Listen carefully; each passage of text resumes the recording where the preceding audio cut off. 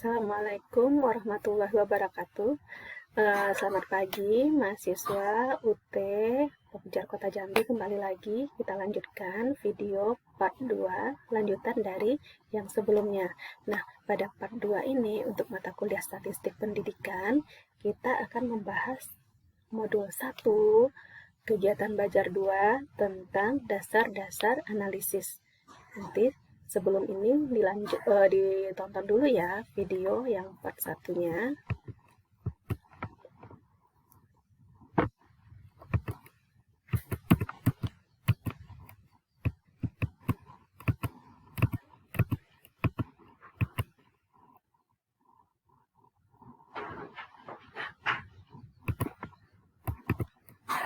Nah, pada pertemuan kali ini, part 2 ini, kita akan membahas tentang dasar-dasar analisis yang akan membahas dua materi penting dalam statistik, yaitu tentang aturan pembulatan bilangan dan apa itu notasi jumlah. Kenapa dua materi ini sangat penting? Karena ini dasar dari matematika untuk kita bisa memahami, ini akan kita gunakan terus nanti di analisis di statistik lanjut ya. Jadi setelah ada 9 modul ini semuanya menggunakan aturan pembulatan bilangan dan akan kita membiasakan diri dengan notasi jumlah. Nah, apa itu pembulatan bilangan? Seperti ini. Misalnya ada beberapa angka, kita akan menjadikan angka tersebut lebih simpel misalnya gitu ya. Bagaimana cara aturannya? Tentu untuk aturan pembulatan bilangan ini ada aturan tersendirinya. Nah, di sini ada 3 aturan pembulatan bilangan, yaitu kita lihat, apanya yang kita lihat? Yang kita lihat adalah angka terakhirnya. Angka terakhirnya dari bilangan yang akan kita bulatkan itu. Jadi ada 3 aturan, yaitu dia berpatokan kepada angka 5. Jika angka terakhirnya kecil dari 5, maka pembulatannya ke bawah atau pembulatannya tetap atau angka terakhir tersebut boleh dihilangkan. Kemudian aturan kedua, jika angka terakhirnya besar dari 5, maka pembulatannya ke atas. Ya, jadi angka tersebut dihilangkan, tetapi angka sebelumnya kita tambahkan dengan 1. Lalu bagaimana jika angka terakhirnya 5? Jika angka terakhirnya 5, ada aturan lagi. Kita lihat angka sebelumnya, apakah genap atau ganjil. Jika genap, dia pembulatan ke bawah. Jika ganjil, dia pembulatannya ke atas ya. Baik, untuk lebih jelasnya agar lebih paham kita langsung aja ke contoh soal. Misalnya soal yang pertama 50,734. Yang kita lihat apa? Angka terakhirnya. Angka terakhirnya di sini adalah angka 4. Angka 4 ini kita lihat apakah angka 4 itu kecil dari 5, besar dari 5 atau sama dengan 5.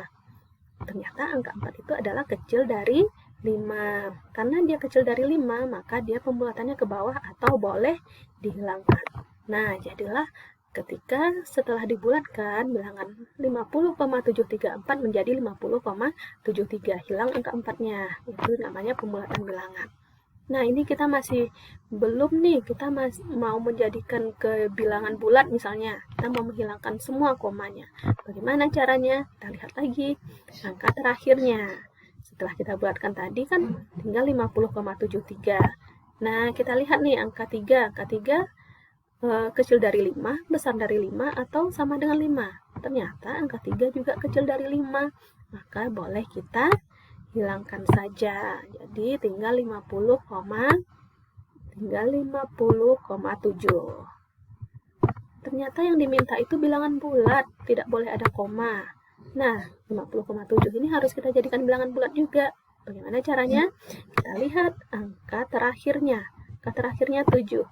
7 itu kecil dari 5, besar dari 5 atau sama dengan 5. Ternyata 7 itu adalah besar dari 5. Maka pembulatannya ke atas. Tidak bisa kita hilangkan. Maka 7 ini kita naikkan ke atas ke angka sebelumnya ya. Tapi angka sebelumnya kita tambahkan dengan 1, itu dinamakan pembulatan ke atas. Jadi 7-nya kita hilangkan tetapi dipindahkan ke angka sebelumnya 1. Jadi setelah dibulatkan menjadi 51. Nah, inilah pembulatan bilangannya.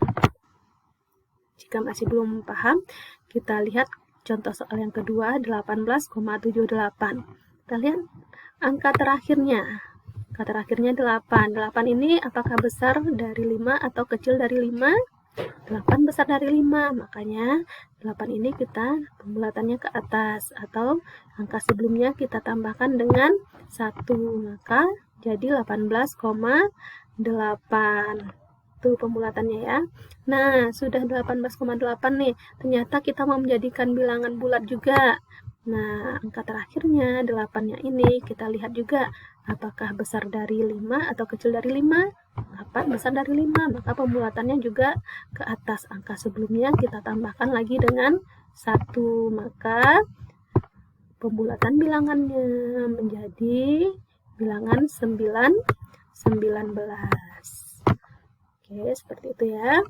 Nah, kita lihat contoh soal yang ketiga biar lebih paham. 18,45. Nah, ternyata angka terakhirnya ini angka 5. Angka 5-nya ini kita lihat bilangan sebelumnya genap atau ganjil. Nah, karena kita lihat bilangannya genap, 4 ini bilangan genap, maka angka 5-nya boleh kita hilangkan, maka menjadi 18,4. Itu ya, kalau untuk angka terakhirnya 5. Lalu kita mau bulatkan lagi nih, jadikan bilangan bulat. Nah, kita lihat lagi angka terakhirnya. 4 ini, apakah dia kecil dari 5 atau besar dari 5? Oh, ternyata 4 ini kecil dari 5. Maka boleh kita hilangkan. Jadi, setelah dibulatkan, tinggal 18 saja. Maaf ya, angka itu. 18 saja ya. Nah, contoh yang terakhir. Contoh terakhir ada angka 56,775. Nih, terakhirnya angka 5 ya. Nah, angka 5. Kita lihat angka yang sebelumnya, apakah genap atau ganjil? 7 adalah bilangan ganjil. Maka pembulatannya 5 ini kita bulatkan ke atas. Jadi 56,7-nya kita tambah dengan 1. Jadi 56,78 ya. Seperti itu. Kemudian kita mau membulatkan lagi nih. Mau jadikan bilangan bulat.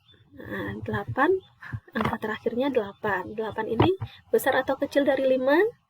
8 ini besar dari 5, maka kita bulatkan lagi ke atas.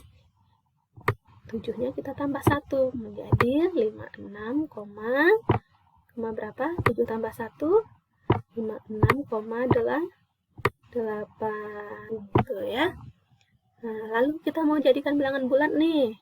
Tinggal satu angka di belakang koma. Ada angka 8 lagi. 8 kita mau jadikan dibulatkan ya 56-nya. Jadi ternyata dia menjadi 8 ini karena dia besar dari 5, maka dinaikkan ke atas. Bilangan sebelumnya ditambah dengan 1. Jadi 56 ditambah 1 hasilnya adalah 57. Maka pembulatannya adalah 57. Nah, sampai di sini apakah bisa dipahami tentang aturan pembulatan bilangan? Oke, jika sudah, kita lanjutkan ke notasi sigma atau notasi jumlah. Nah, notasi sigma ini dilambangkan dengan ini ya, huruf seperti huruf E terbalik. Nah, di sini ada unsur I sama dengan 1 sampai N. Nah, ini menunjukkan I sama dengan 1 ini adalah batas bawahnya, kemudian yang di atas ini adalah batas atas. Jadi maksudnya semua unsurnya kita masukkan mulai dari 1 sampai N. Kemudian ini adalah rumusnya, XI. X, I-nya bisa kita ganti dengan yang tadi. I-nya 1, 2, 3, sampai N. Jadi X1 ditambah X2 tambah X3 tambah X4 tambah seterusnya sampai nanti Xn gitu ya. Jika N ini kita misalnya kita ganti dengan angka 5, Jadi batasnya cuma sampai 5. Dari 1 sampai 5. X1 tambah X2 tambah X3 tambah X4 tambah X5. Dah, sampai batas situ aja. Nah, seperti itu ya. Jadi, semua yang akan kita jumlahkan di sini tergantung dari rumus ini. Kalau ini XI berarti X1, X2 tambah X2 tambah X3. Jika di sini misalnya YI, maka di sini yang kita jumlahkan apa? Y1 tambah Y2 tambah Y3 sampai seterusnya, sampai batas atasnya. Seperti itu ya, semoga bisa dipahami. Kemudian, I ini tidak harus selalu dimulai dari 1, boleh dari 2, boleh dari 3, sampai tergantung nanti. Tergantung soalnya atau kebutuhannya. Nah, jadi batas bawahnya di sini 1, bisa juga angka lain ya. Tapi yang pasti batas bawah tentu lebih kecil daripada batas atasnya. Kemudian ada dalil-dalil untuk notasi sigma ini, ada 3 dalilnya. Nah, jika kita nanti menemukan notasi sigma yang menggunakan tanda kurung seperti ini, bagaimana aturannya? Aturannya adalah jika sigma dari 1 sampai N untuk XI tambah YI tambah ZI dalam kurung, ini artinya sama dengan semuanya ini, semua XI, kemudian YI, ini dia menggunakan notasi sigma yang sama. Maka boleh kita uraikan masing-masingnya nanti.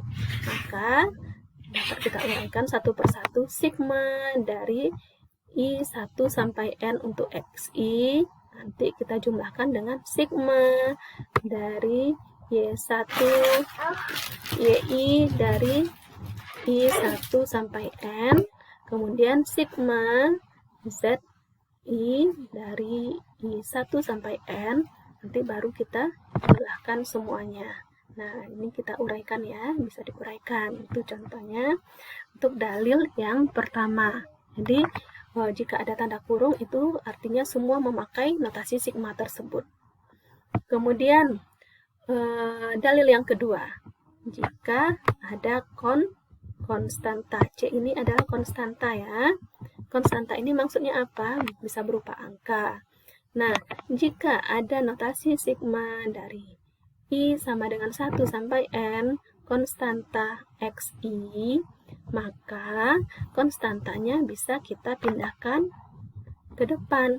Maka jadi konstanta tersebut dikalikan dengan notasi sigma XI 1 sampai N. Konstanta ini misalnya 5 atau angka 3 misalnya. Konstantanya misalnya angka 3. Sigma I dari 1 sampai N 3XI, maka sama dengan 3 dikali, nah 3-nya kita kalikan XI dari 1 sampai N gitu ya. Nah, kalau kita mau menguraikannya bagaimana? Misalnya ini XI-nya dari 1 sampai 2 aja kita buat ya. Nah, jadi di sini 3 kali X1 tambah X2, X1 tambah X2 aja dia. Kalau N-nya kita ganti dengan 2 gitu ya. 3 kali, C-nya konstantanya tadi kita ganti dengan angka 3. 3 kali X1 tambah X2.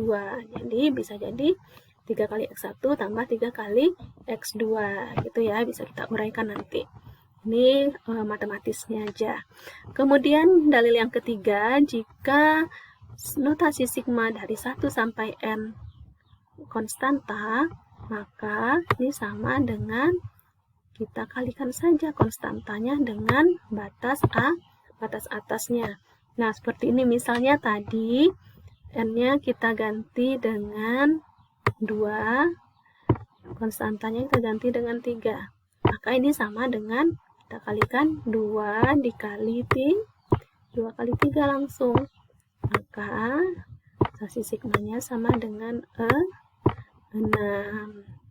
Nah, seperti itu untuk notasi sigma dan aturan pembulatan bilangan. Nah,